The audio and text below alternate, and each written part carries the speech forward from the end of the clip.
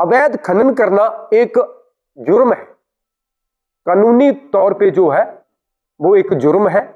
और उसी के तहत जो है वो उस क्रैशर के ऊपर कार्रवाई की, क्योंकि वो नियमों के खिलाफ वहां पे काम किया जा रहा था, नियमों के विपरीत जो है वो वहां खनन किया जा रहा था। खनन करने का एक पैमाना होता है, उस पैमाने से भी ऊपर उठकर जो है वो वहां पे खनन किया जा रहा था।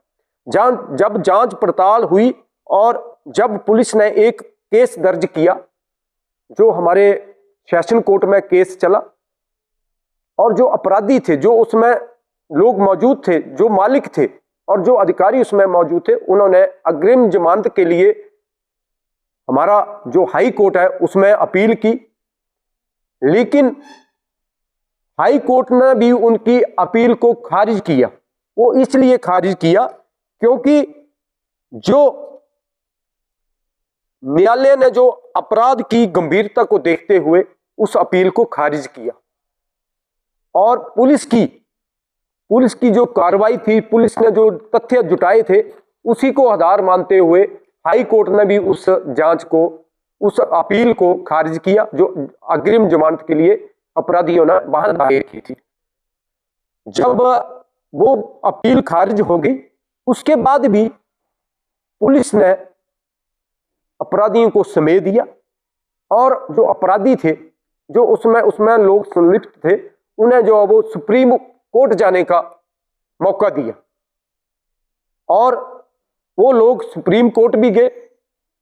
लेकिन सुप्रीम कोर्ट ने भी जो अपराध की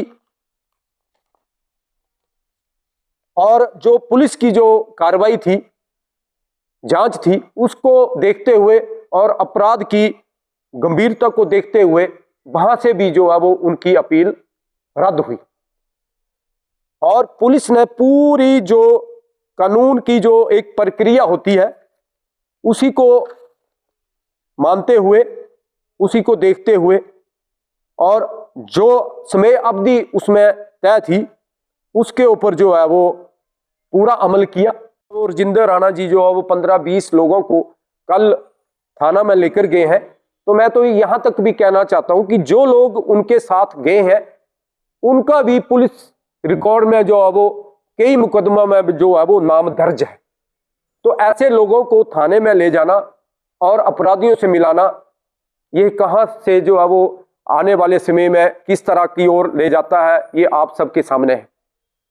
और बार बार राजेंद्र राणा जी इस बात को लेकर कहते हैं कि माननीय सुखविंदर सिंह सुक्खू जी जो है वो मित्रों की सरकार को जो वो आगे बढ़ा रहे हैं, मित्रों को जो है वो फायदा दे रहे हैं। मैं तो राणा जी को कहना चाहता हूं कि राणा जी, आपको तो मित्रों की परिभाषा ही पता नहीं, आपका कोई भी मित्र नहीं है। आप जिस भी सरकार में रहे, जिस भी पार्टी में रहे, सभी को दगा दिया। मित्र तो वो होता है जो विपत्ति में भी काम आए और हर समय जो है वो अपने मित्र के साथ खड़ा रहे। लेकिन सबसे पहले आप धूमल जी के मित्र बने तो आपने उनको दगा दिया। उसके बाद आप कांग्रेस पार्टी में आए, वीरभद्र जी के साथ चले, कांग्रेस पार्टी को दगा दिया। आज फिर जो है आप जो है वो भाजपा में चले गए हैं। लेकिन बड़े दुर्भाग्य की बात है कि इस मामले के ऊपर भी भाजपा ने एक शब्द नहीं कहा है। भाजपा की जो मेन भाजपा है उसने जो आशीष शर्मा के ऊपर जो ये आरोप लगे हैं या उसके परिवार के ऊपर लगे हैं, तो एक शब्द भी जो है वो नहीं कहा। उन्हें पता है कि ये काम जो है वो इलीगल हुआ है और भी क्रैशर प्रदेश में काम कर रहे हैं, लेकिन वो लीगल तौर पे कर रहे हैं, वो इलीगल तौर पे नहीं काम कर रहे हैं, वो पर्यावरण को नुकसान नहीं पहुंचा रहे हैं, वो ये जो हमारे प्रदेश की जो जीवन रेखा है उससे खिलवाड़ नहीं कर रहे हैं। तो किसी भी भाजपा के लोगों ने ये बात नहीं पकड़ी है।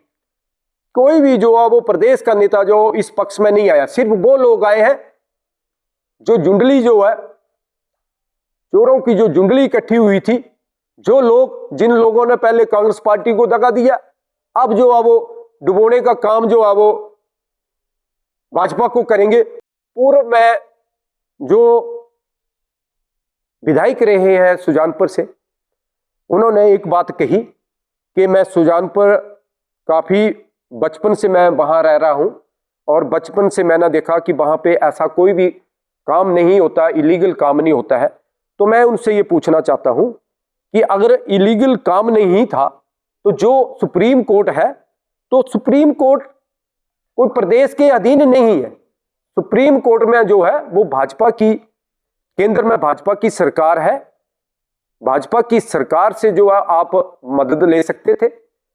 वहां पे प्रदेश की सरकार ने कोई दखलंदाजी नहीं की, लेकिन उन्होंने अपराध की गंभीरता को देखते हुए और पुलिस की के तथ्यों को मानते हुए वहां पे उनकी जमानत याचिका को रद्द किया है। और उसके बाद जो है वो पुलिस ने, प्रदेश की पुलिस ने और हमीरपुर की पुलिस ने उनके ऊपर कार्रवाई की है। लेकिन मैं आपके माध्यम से ये कहना चाहता हूं कि इसमें सरकार की कोई दखलंदाजी नहीं है।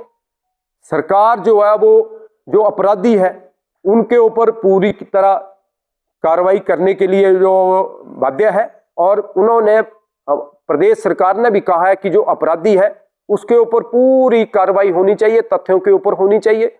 जिसने जो भी इलीगल काम किया है उसे बख्शा नहीं जाएगा, और जो निर्दोष है उसको कोई भी किसी भी तरह की सजा, जो वो ऐसी इलीगल सजा या जो भी निर्दोष है उसको किसी भी तरह से जो वो सरकार का ऐसी कोई मंशा नहीं कि उसको तंग किया जाए या किसी के परिवार को तंग किया जाए।